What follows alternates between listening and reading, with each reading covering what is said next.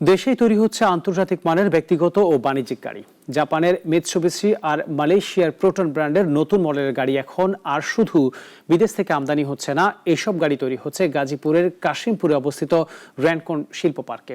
সেখানে রং করা থেকে শুরু করে যন্ত্রাংশ সংযোজন, এমনকি বাজারজাত করার আগের পরীক্ষাও করা হচ্ছে। আমি চিন্তা করছি নট অনলি গাড়ি প্রোডাক্ট বিক্রি করা, আমি প্রোডাক্টটা ম্যানুফ্যাকচারিং করতে চাচ্ছি, ভালো মানসম্পন্ন প্রোডাক্ট তৈরি করতে যাচ্ছি, দেশে ইনভেস্টমেন্ট করতে চাচ্ছি, দেশে এমপ্লয়মেন্ট ক্রিয়েট করতে চাচ্ছি। সেটারই একটা স্বপ্নটা কার? Not my. I am employee, my employer mister Rumrup চৌধুরীর ড্রিম আমরা বাস্তবায়ন করতেছি। এখনো এটা ক্যালকুলেশন বাকি আছে, আশা করতেছি একটা ভালো দামে আমরা কাস্টমার কাছে প্রেজেন্ট করতে পারবো। সিমিলার সেগমেন্টের থেকে যে কম্পিটিটর এই সিমিলার প্যারালাল অপশন এবং কার, তার থেকে আপনার 6 লাখ টাকার মতো অ্যাপ্রক্সিমেটলি একটা ডিফারেন্স থাকতে পারে। I am not sure.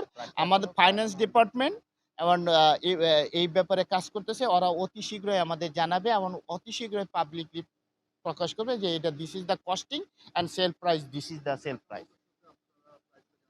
এবং একটু আর অনলি 1 সপ্তাহ ধৈর্য ধরেন, আমরা মোটর শোতে আসবো এই প্রোডাক্টটা নিয়ে।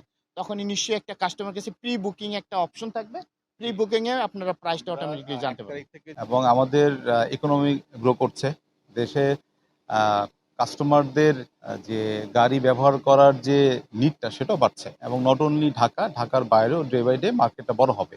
যেহেতু বাংলাদেশ গভর্নমেন্টের একটা পলিসি আছে গাড়ি ম্যানুফ্যাকচারিং এর লোকাল, সেই পলিসির আন্ডারেই আমরা কমপ্লাই করে ফ্যাক্টরিটা দিয়েছি, তাতে করে প্রাইসে একটা ভালো বেনিফিট আমরা কাস্টমারকে দিতে পারবো। তো আমরা আশা করছি যে ব্র্যান্ড নিউ গাড়ি যখন এই ধরনের 7 সিট একটা গাড়ি ব্র্যান্ড নিউ আমাদের মার্কেটে কাস্টমাররা অ্যাফোর্ডেবল প্রাইসে পাবেন, তখন মার্কেটটা ন্যাচারালি অনেক বড় হবে। ডে বাই ডে ইকোনমিক গ্রোথের পাশাপাশি আমাদের মার্কেটটাও বড় হবে আশা করছি আমরা। এখন হয়তো আছে অ্যারাউন্ড 30,000-এর মতো টোটাল মার্কেট আছে, সেখানে মিক্সড আপনার ব্র্যান্ড নিউ এবং রিকন্ডিশন মিলিয়ে হয়। তো গ্রাজুয়ালি বোথ মার্কেট গ্রো করবে।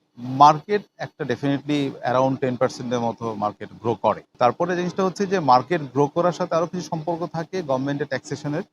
ট্যাক্সেশন যদি স্টেবল থাকে তাহলে মার্কেট গ্রোথটাকে আমরা প্রেডিক্ট করতে পারি সহজে। বাট ট্যাক্সেশন যদি পরিবর্তন আসে তাহলে সেটার ইম্প্যাক্টে মার্কেটে আইদার বাড়তে পারে অথবা কমতে পারে। বাট মার্কেটে যদি ট্যাক্সেশন পলিসি, ইম্পোর্ট পলিসি যদি স্টেবল থাকে তাহলে আমরা আশা করতে পারি যে 10% প্লাস করে মার্কেট গ্রো করবে। আমরা যে গাড়িগুলো রিপ্রেজেন্ট করছি, আমরা র্যাঙ্কন গ্রুপ যারা করছি, প্রত্যেকটা ওয়ার্ল্ড রিনাউন্ড ব্র্যান্ড এবং কোয়ালিটি ওয়াইজ এবং প্রোডাক্টের পারফরমেন্স ওয়াইজ আনপ্যারালাল। আমরা যদি মিৎসুবিশি কথা বলি, মিৎসুবিশি গাড়ি বাংলাদেশে 1980 সাল থেকে আছে এবং এটা জাপানিজ একটা কোম্পানি, আপনারা জানেন। কোয়ালিটি ওয়াইজ জাপানিজদের যে টেকনোলজি অ্যান্ড তাদের রিলায়েবিলিটি এটা আনপ্যারালাল। এটা ওয়ার্ল্ড ওয়াইড তাদের নিজস্ব একটা পজিশন আছে। আমরা এতদিন পর্যন্ত সিবিও কন্ডিশনে আমরা এই গাড়িটা বিক্রি করেছি, বিলটা অবস্থায় নিয়ে এসেছি। তাতে করে আমাদের ট্যাক্স বেশি ছিল, দামটা বেশি। তো আমরা যেহেতু লোকাল ইনভেস্টমেন্টে করে এখন ট্যাক্স বেনিফিট পেয়ে আমরা একটা অ্যাফোর্ডেবল রেঞ্জে দিতে পারবো, তাতে করে আমাদের কাস্টমারদের যে এক্সপিরিয়েন্স যেটা আছে এই গাড়িটা নিয়ে, তো সেটার আলোকে আমরা আমাদের কনফিডেন্স আছে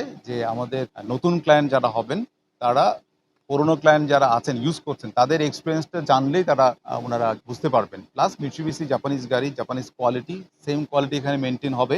এবং সেটার জন্যে অলরেডি আপনারা ফ্যাক্টরিগুলো দেখেছেন যে আমাদের মিৎসুবিশির জাপানের ইঞ্জিনিয়ার যারা ছিলেন ওনারা এসে স্টেপ বাই স্টেপ ইকুইপমেন্ট থেকে শুরু করে ফ্যাসিলিটি থেকে শুরু করে টেকনিশিয়ানের ইঞ্জিনিয়ার সবাইকে সার্টিফাই করেছেন, এবং ওনাদের ফুল সার্টিফিকেশন ছাড়া কোনো গাড়ি কাস্টমার পয়েন্টে যাবে না। সো সেম স্ট্যান্ডার্ডটা মেনটেন হবে, অ্যান্ড প্রাইস একটা বড় অ্যাডভান্টেজ পাবো আমরা due to the policy of the government, যেটা আমাদেরকে গভর্নমেন্ট যে ফ্যাসিলিটি দিয়েছে। তাতে করে যেটা হবে যে এই গাড়ির একটা হিউজ একটা ডিমান্ড ক্রিয়েট হবে, সেটা আমরা আশা করছি।